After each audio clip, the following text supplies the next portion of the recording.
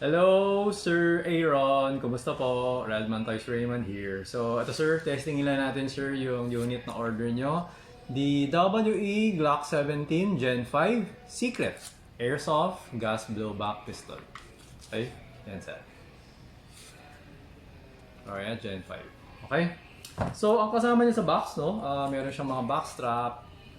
Tapos, meron siyang beaver tail. Okay?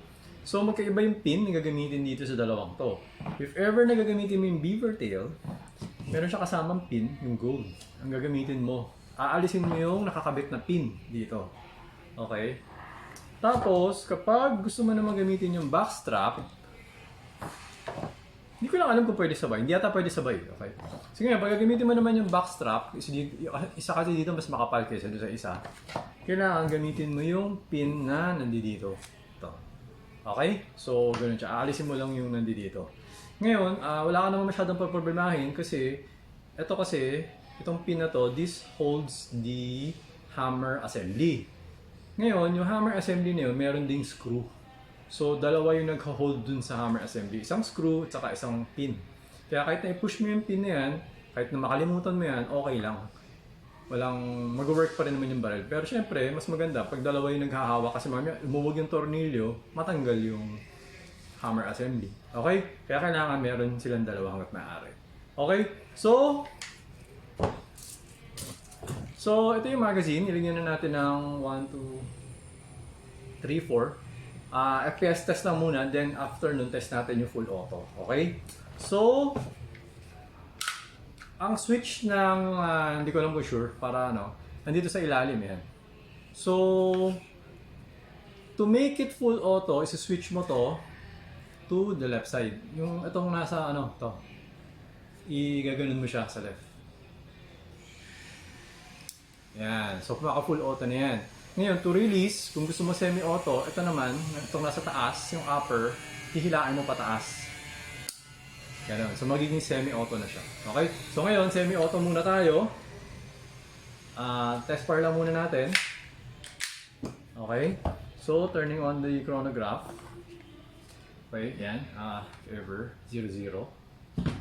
So, firing. Okay. 294.5. Malakas yung blowback. Pero, mababa FPS eh. Ayan. 312 FPS. Okay.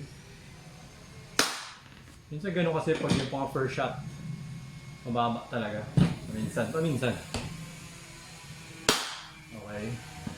317.1. Okay. So, nag-open chamber siya kasi 4 lang. Ngayon, reloading. Damihan natin.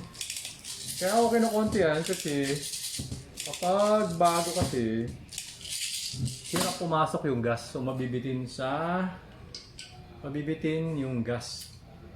At least, baka ngayon, mas marami yung gas na pumasok. Ayan, testingin natin ngayon.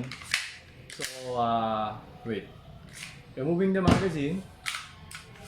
Full auto na tayo. So, okay. Then, BB. Okay, so ito, burst mode. Wait. Burst mode. Okay. So, burst mode ulit. Ilan pa ba? Marami pa eh. Marami pang bala. Okay. So, 4 naman ngayon. So, ubusin natin. Yan, inubos ko na lahat. So, parang 1, 2, 3, 4, 5, 6, 6 shots. Open chamber. Okay. So, ayan Sir Aaron. Wait lang. Ibabalik ko lang sa semi. Hammer down. Okay. So, okay na tong unit nyo. So, ipapako na siya.